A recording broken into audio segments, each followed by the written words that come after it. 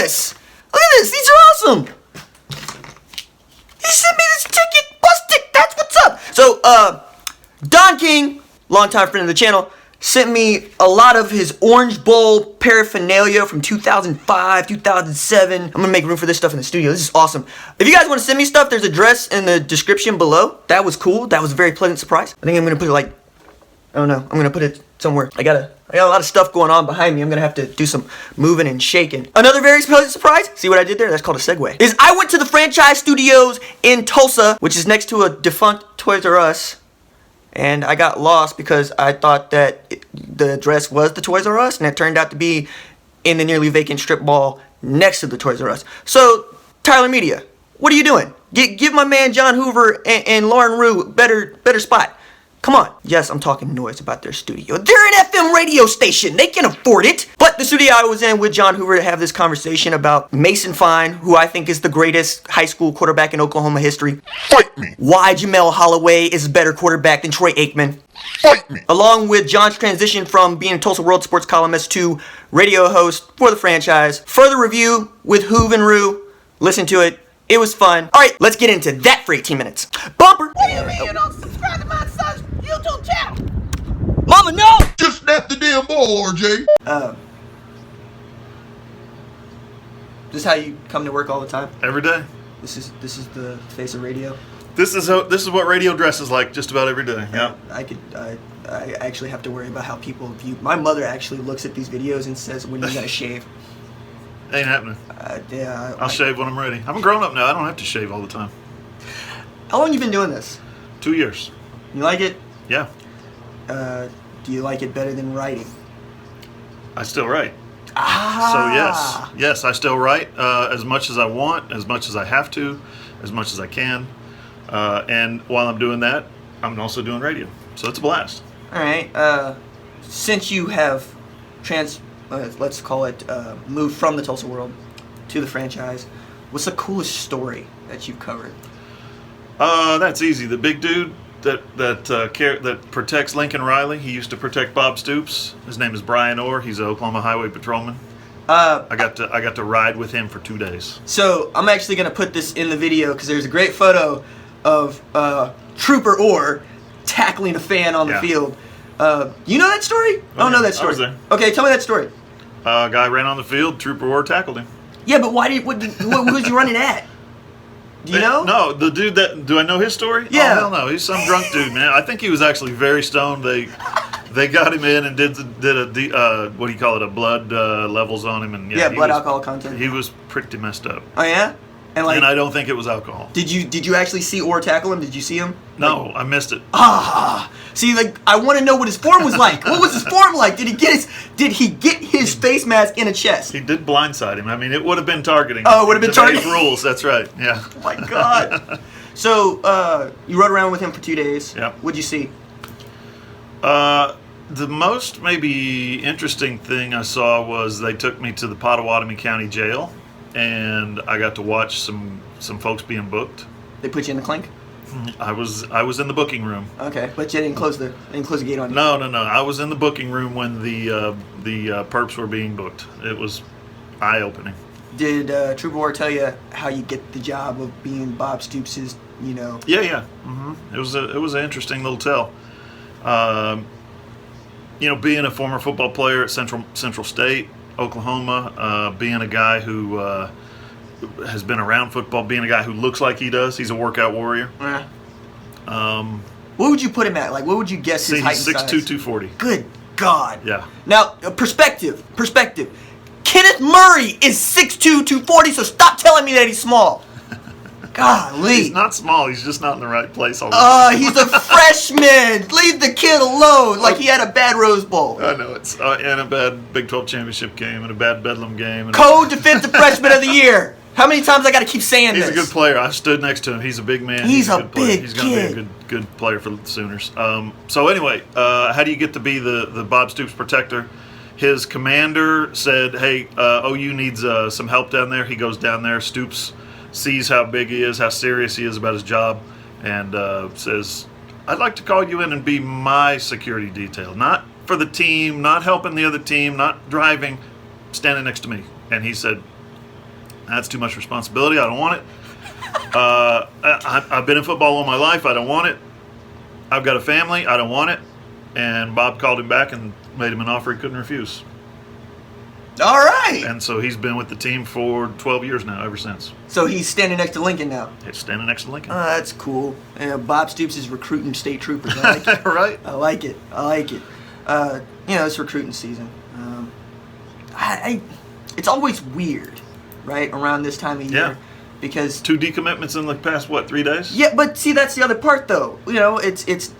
It's like kids just decided they want to leave, and sometimes that's the case. Yep. Sometimes it's not the case. Right. Sometimes coaches are making room. Matter of fact, Orlando Brown comes to OU because Butch Jones was making room. That's right.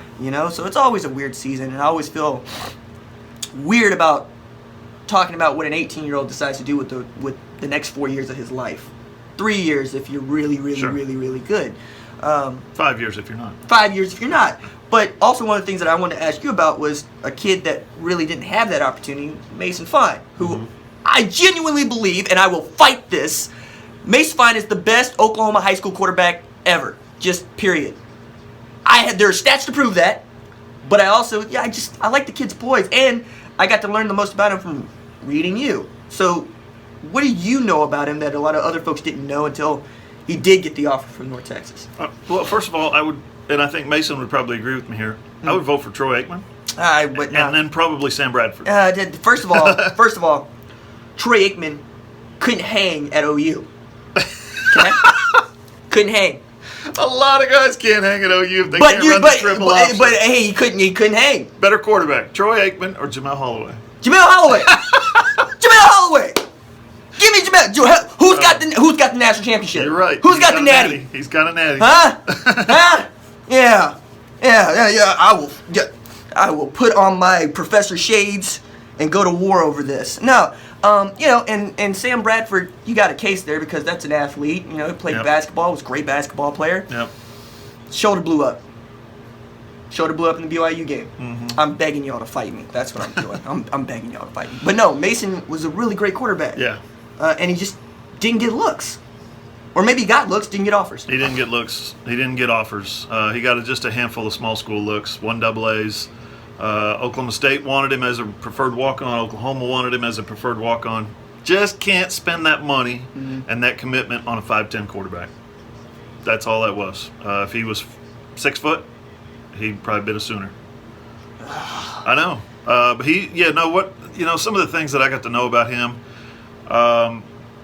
unbelievable character, unbelievable leader that he is. I mean, we heard the stories about Adrian Peterson never lost a sprint, a conditioning sprint, workout. Mason Fine, same way. Especially after he heard that story. You saw him start to distance those conditioning races, those fitness tests and things like that. That dude is as serious about his craft as anybody we've ever seen. And the fact that he can stand back there in the pocket and spin a football, I'm guessing in the 60s, 60 miles per hour. I mean, the dude's, the Josh Allen at the Senior Bowl was 66. Yeah. Mason Fine's got a cannon for an arm. Well, and I got to see it against Troy. Now, they lost that game, right? But that was the only nationally televised game that I got to see Mason Fine play. Mm-hmm. And, I mean, it's not, we talk a lot about, for instance, Josh Allen can throw a fastball, but does he have touch? And he demonstrated a little bit of that. But one of the things that jumped out at me about Mason Fine is how he goes through his reads. He's got great footwork. So he's smart. Not poised. Oh, yeah. And you put him in the same offense in high school that he's running now in college. Mm-hmm. I mean, you see the numbers in high school, and you see how that translates from little old Locust Grove, Oklahoma. You see how that translates to the Conference USA. It's Conference USA Player of the Year. Mm-hmm. I mean, well, okay, so kid can play. What were the numbers that you saw him put up in high school? 11,000 yards for his career. Over 100 touchdowns, I think. 166 touchdowns, was it? I don't remember I just remember so the ones I remember is his junior year. 5,000 yards passing, 73 touchdowns. When did Troy Aikman do that? When did Sam Bradford do that? Right? Who are those guys? Fight me. No, I like the kid. I like him a lot. Yeah. Favorite Sooner that you covered? Yes, I'm making you pick. One. Oh, man. One. I mean, when you say favorite, there's a handful of ways to go about it. Easily the best player and the player that I've been able to gravitate to after he's gone on from OU into the pros is Adrian Peterson. And like I said, his first workout as a true freshman, you've heard the box jump stories, and you've heard the story where he gets out of the car and he's got high tops that aren't even tied, and he beats everybody and does it's what an example to set from your freshman year to 3 years in college and your record-setting running back. So that would be a guy that I think is I just think he's unbelievable. He's one of the. Think about this. My first year on the OU beat was his first year at OU. So it's like I literally attached myself to him and kind of, floated in his wake, so to speak, or just from a coverage standpoint, was just like I was there to witness the origin story of one of the greatest running backs in NFL history. Very cool. Yeah, that was cool. All right. And then there's a lot of guys that I've gotten to know over the years who are just cool guys, nice guys, welcoming guys. These are the interviews. Yes. These are the interviews in air quotes. Are different. Yes, different than an appreciation for the player. Yeah. Is the appreciation for the person you're sitting next to in an interview setting. And there's probably too many to name. Most of them play offensive line. So true. Davin Joseph, one of the greats. Right. Gabe Eichert. Yep. Darlington was pretty cool. Yep. But no, offensive linemen by and large are the best talkers. They're the best storytellers. And I wonder why that is. I've always wondered that. You got to be smart to play the position. You got to be smart, but you got to be humble. able to communicate. You got to be able to express yourself. It's also the position where it's not about you. Yeah. It's not about you. You don't have stats. That's Right. It's not about you. It's football at its core. Last question, then I'm going to let you get out of here. Why are you always picking a fight with Bob Stoops, man? He's got it coming. All right. That's a joke. That's a joke. Well, it is, but it isn't. Look, it's very hard. He doesn't have it coming. He's a great dude. He has it coming when he has to answer for what's going on the field. Yeah, and the way you phrased it is a joke, of course. I Yeah. don't pick fights. No. Yes. But the fact that he is a guy. Listen, Bob is a guy who stands his ground, right? Bob is a guy who, if he detects someone is trying to chip away at the walls that he's put up, he's going to shut it down. Mm-hmm. He's going to shut it down. That's what our relationship was. Conversely, you got me on the other side. My job, my only job, in my opinion, is to ask questions that get answers, or ask questions that maybe deserve answers. They don't necessarily. He still doesn't answer half of the stuff that I ask him, and that's fine. 6 months into retirement, that's fine. He doesn't have to answer my questions. But I happened to bump into a couple of guys came to the Tulsa World a few years ago. Their names are Woodward and Bernstein. Oh, hey. Yeah. Journalism giants. I know. The original journalism giants. And Watergate. Watergate, Go. yes. Go. Woodward and Bernstein, all the president's men. Those two dudes came to the Tulsa World. And it was one of the things that Bernstein said was Bob Woodward said was it's incumbent on us in the journalism industry to hold our leaders accountable. Doesn't matter what their leaders in, we have to hold our leaders accountable. And think about it. I'm just a sports writer from Tulsa, Oklahoma, right? Who do I have to hold accountable? Well, the head football coach at the University of Oklahoma, the head football coach at Oklahoma State, the athletic directors, the presidents who are in charge of these athletic departments. Those are the people that sports journalists need to hold accountable. And so I take my job seriously. I grew up covering the Razorbacks, Nolan Richardson and those guys, man. I'm not afraid of a coach shouting at me in a press conference or trying to embarrass me in a press conference. You go into a press conference prepared, and you go into a press conference with maybe alternative material. Like that time Bob told me, I was asking him about why the Sooners couldn't be as good on the road as they were at home. And he said, I'm sure everybody else is out there has the same statistics. I'm sure you could Google it up. That was me. And I said, I flipped my laptop open and I said, well, actually, I've got the data right here. Would you like me to read it to you? Mike Gundy, same thing. He said one time, I was asking him about something. Boone Pickens was popping off, and I said, did you see what Boone Pickens said? I don't pay attention to what our boosters have to say during the season.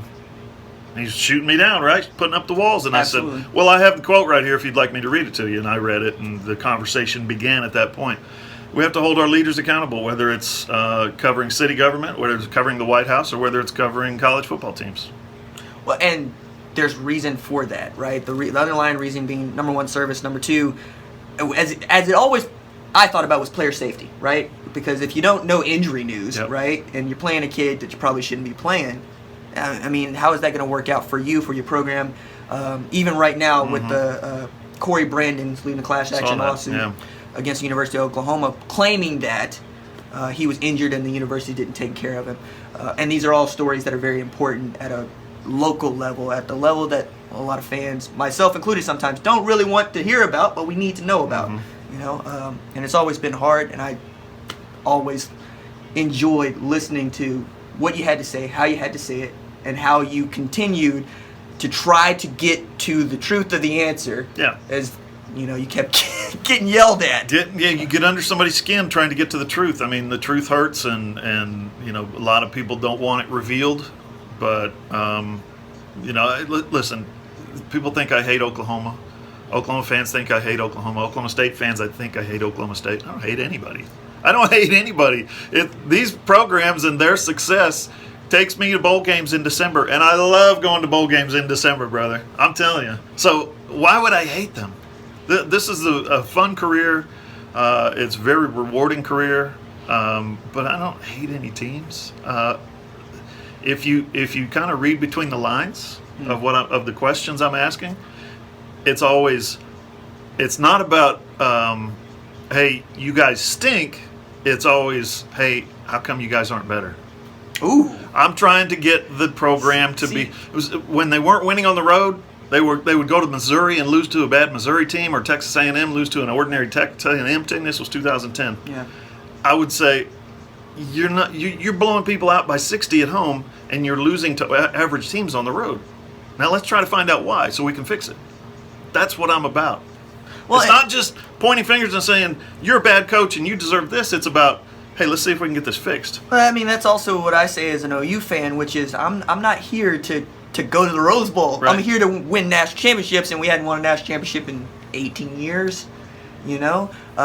And people want to joke about feeding the monster, but it's real. Yeah. You can't win 47 straight games in a row and expect people not to remember that. Right. You can't win the 1985 national championship and expect people not to remember that, you know? And this whole, for instance, with UCF, there was, interestingly enough, an Alabama kid pops off, Damian Harris, on Twitter, says, hey, that's a nice parade, but where's the trophy? To which I say, the same place where your SEC championship is, man. Look, we won a national championship. Good for you, right? But I want to be there. I don't think that Alabama is an anomaly. I don't think that Alabama's just that talented. Yep. And if we're not asking questions of our leaders about why we're not getting there, we're going to be complacent. We're going to settle. And I don't want to be Oklahoma State.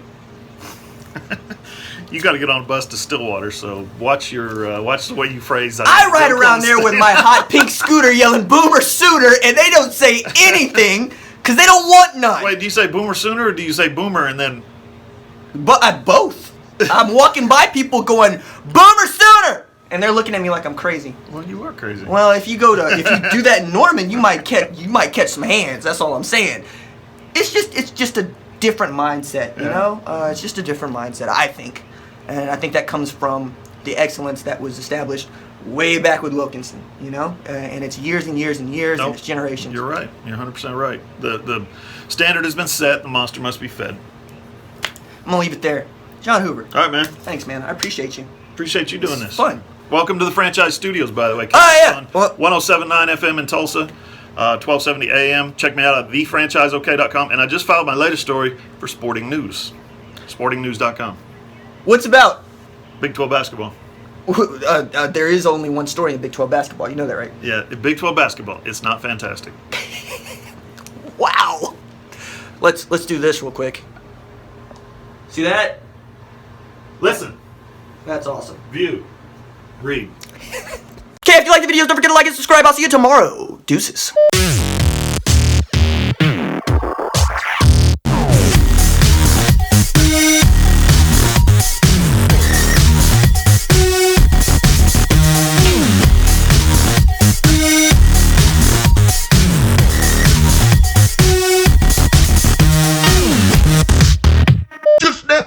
ball, RJ.